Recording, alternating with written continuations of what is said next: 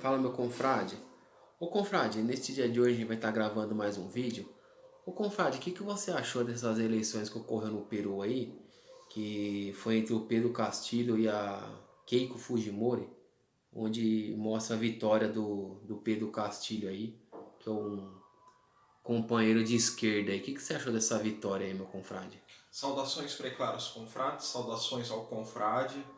Bom, essa eleição foi basicamente a divisão entre uma herdeira de um neoliberal autoritário, né? Ela é a filha do Alberto Fujimori, e o Pedro Castillo, colocado como muitos aí pela imprensa, né? Como um radical de esquerda, porque no seu projeto político ele visava a nacionalização dos setores estratégicos do país, a auditoria da dívida pública, não é? Enfim, várias pautas que desagradam o mercado. E, ao mesmo tempo, ele não é adepto da agenda da esquerda liberal como é aqui no Brasil, né? O Pedro Castillo, ele é um conservador nos costumes, onde ele se posiciona contra o aborto, contra o casamento homossexual, contra essa questão de gênero e fortalecimento de causa feminista.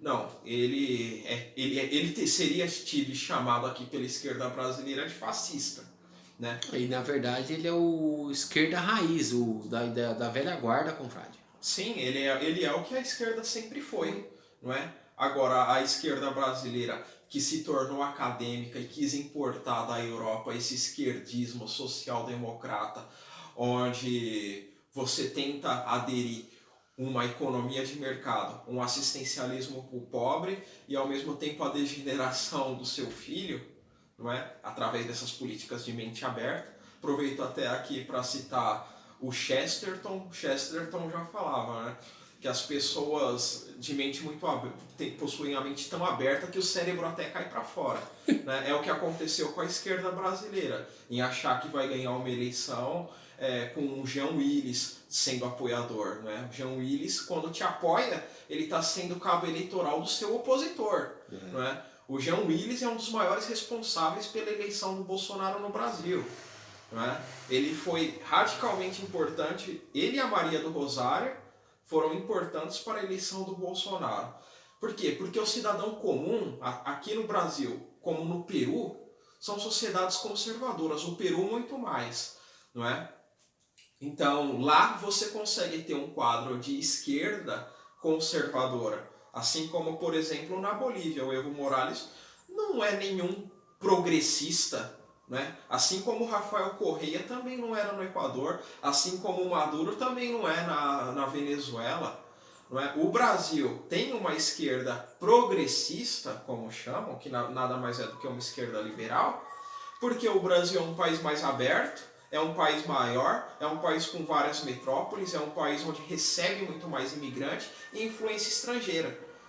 Por isso que essa esquerda liberal prosperou aqui. Agora, voltando a falar sobre o Peru, é o candidato que eu considero ideal. A princípio, né, vamos ver como ele vai governar.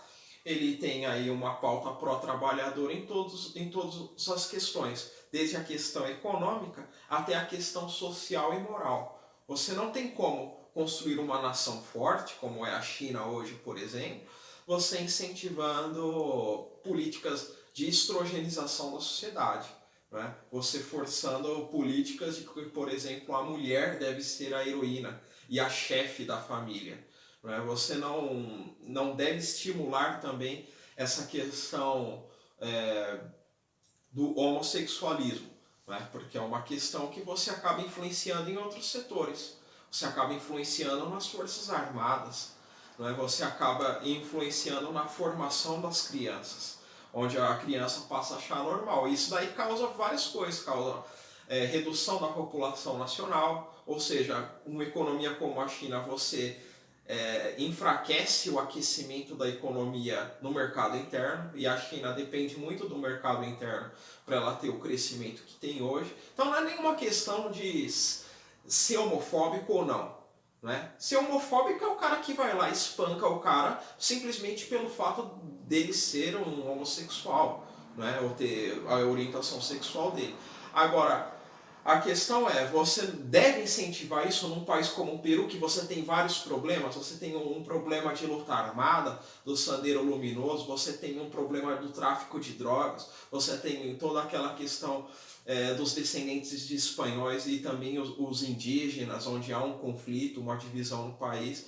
E você também tem um problema de moradia, você tem um problema de renda, você tem um problema de infraestrutura. Todos os problemas que o Brasil tem, lá eles também têm. Agora, você vai ficar debatendo políticas na ONU, esse tipo de política, não. Você vai para a ONU para buscar acordo com outros países, para buscar desenvolvimento. Né? Outro presidente, só para passar a palavra para você, confrade, outro presidente, o Mugabe, ele se opôs. O Mugabe era o presidente de onde, confrade, só para o pessoal saber. Se eu não me engano, era do Zimbábue, né? Zimbábue. Ele se opôs a essa entrada desse lobby homossexual dentro do país dele, assim como vários outros líderes da própria África, como por exemplo o Thomas Sankara, não é? Que ele visava desenvolver a indústria nacional. Numa conferência com outros líderes africanos, ele já havia dito o seguinte, aqui eu sou o único que está com os sapatos do couro da vaca criada no meu país. E o sapato também confeccionado no meu país. O cidadão ali está com uma camisa da França, sapato alemão, e o outro com uma camisa da Bélgica. Como vocês querem desenvolver a economia dos países de vocês se vocês não consomem e não desenvolvem os produtos internos? Não é? E ele está completamente certo. Não é? E inclusive o Mugabe ele chegou a pedir em casamento o senhor Barack Obama. Né? Ele falou, se você quer que eu coloque essa agenda homossexual para o meu povo que já enfrenta diversos problemas, isso é a última coisa que eu deveria fazer. Né? Então, uma coisa que eu deveria pensar, né, confrade? Igual você falou, tem tanta necessidade em um país que, às vezes, água potável, acesso à energia elétrica, acesso a uma educação, desenvolvimento de uma indústria nacional. O cara vai se preocupar com tanta coisa dessa, vai se preocupar com a agenda dessas porqueiras que esse Ocidente quer importar e impor, né? Não é algo que surge naturalmente como uma reivindicação da sociedade. Não, é um órgão supranacional que visa impor esse tipo de política dentro do seu país. Agora, então o Mugabe falou, para eu colocar isso aqui eu tenho que dar um exemplo. Então eu peço o Barack Obama em casamento para mostrar para o povo que esse é um exemplo, porque a sociedade do meu país não apoia isso. Você quer impor dentro do meu país uma coisa que a sociedade não impõe. Isso é antidemocrático. E os Estados Unidos diz defender tanto a democracia, mas quando se trata desse tipo de tema, ele é imposto, não é? Como foi imposto no Brasil. Essa questão da homofobia no Brasil, ela não foi feita por deputados que em tese são representantes do povo. Não, ela foi imposta pelo STF. O STF, que é um cargo judiciário, ele legislou. Não é? E todo mundo ficou quieto. Por quê? Porque foi uma ordem de fora para dentro. Ô, confrade, você comentou no início do vídeo a questão da esquerda, né? Que esse novo presidente do Peru, ele segue aquela esquerda mais... raiz, né? A raiz. Por quê? Ela sempre foi a esquerda raiz, que eu digo assim. Ela sempre existiu. A esquerda raiz que é o quê? É o discurso dele, é contra o capital internacional, você... valorizar a indústria, você olhar um pouco mais para o trabalhador.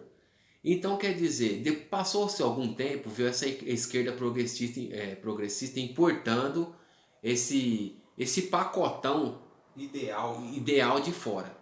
Aí o que acontece? Agora esse cara que era esquerda lá na década de 80, década de 70, década de 60, ele era esquerda. Agora ele é esquerda radical. Ele virou radical.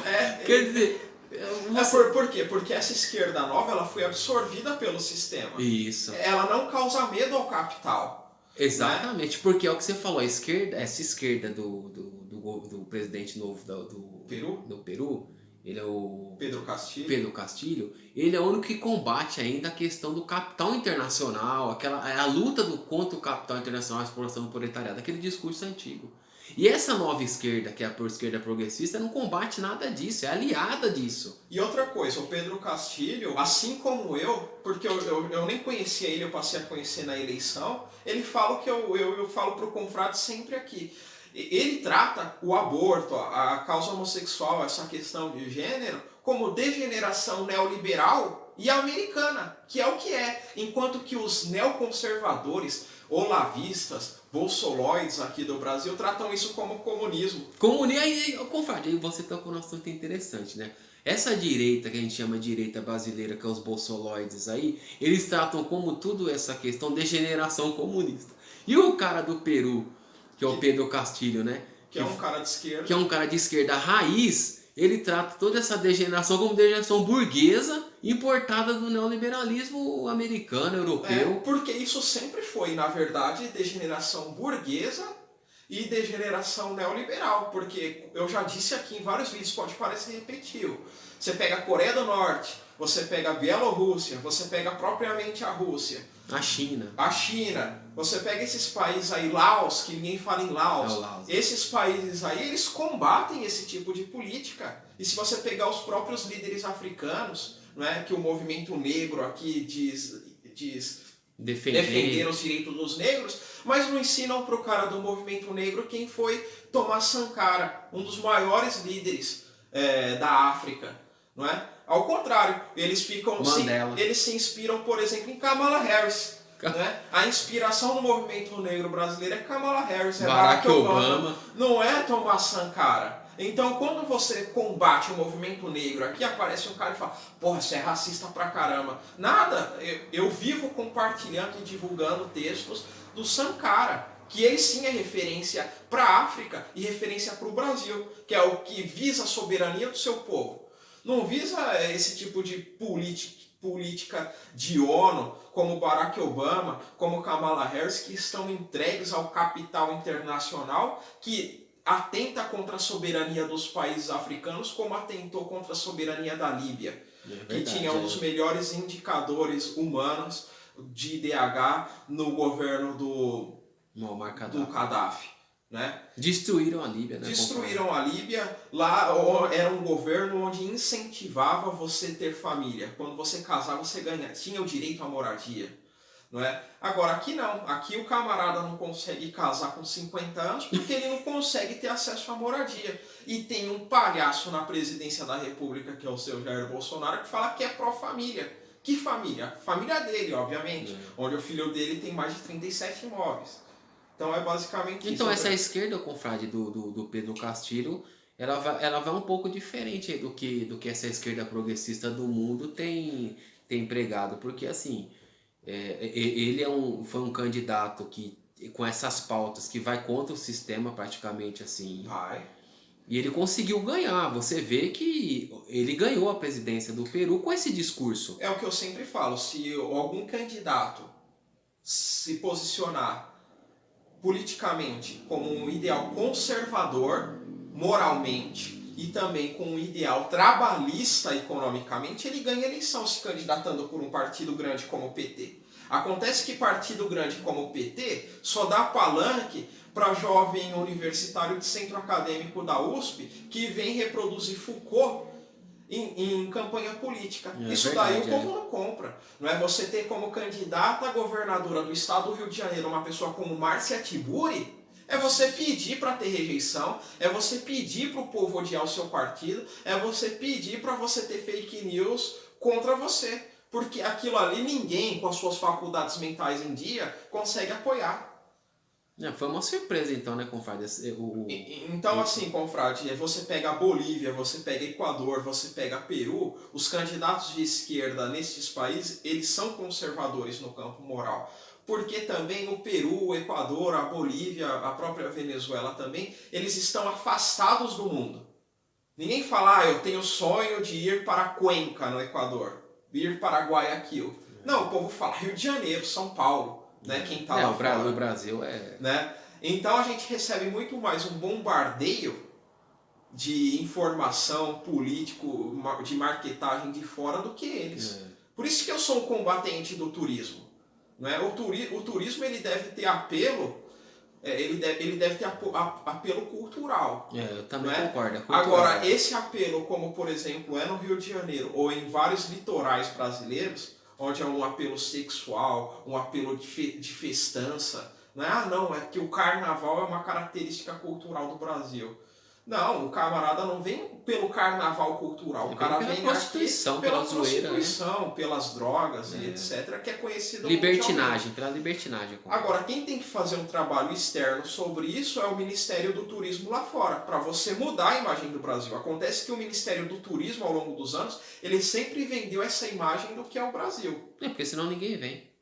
E igual, por exemplo, só para concluir, né, o bairro da Liberdade. Todo mundo pensa que o bairro da Liberdade em São Paulo é um bairro japonês, um bairro asiático. Quando na verdade isso daí foi moldado pela Secretaria do Turismo da Prefeitura de São Paulo para transformar em bairro asiático. Quando na verdade, antes dos asiáticos chegarem ali, porque os asiáticos foram para a Liberdade somente depois da propaganda de que ali é um bairro asiático. Ali você já tinha imigrantes alemães, italianos e ingleses.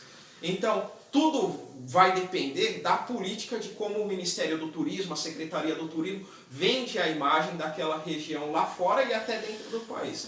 Então, por hoje é isso. Se inscrevam no canal, estamos juntos. Confrade, vou mandar um abraço aqui pro pessoal, por Visão Passada, o Sum, quem mais aqui, o Vadico 01 Gonçalves. Tudo bem, pessoal? Um grande abraço aí, tamo junto.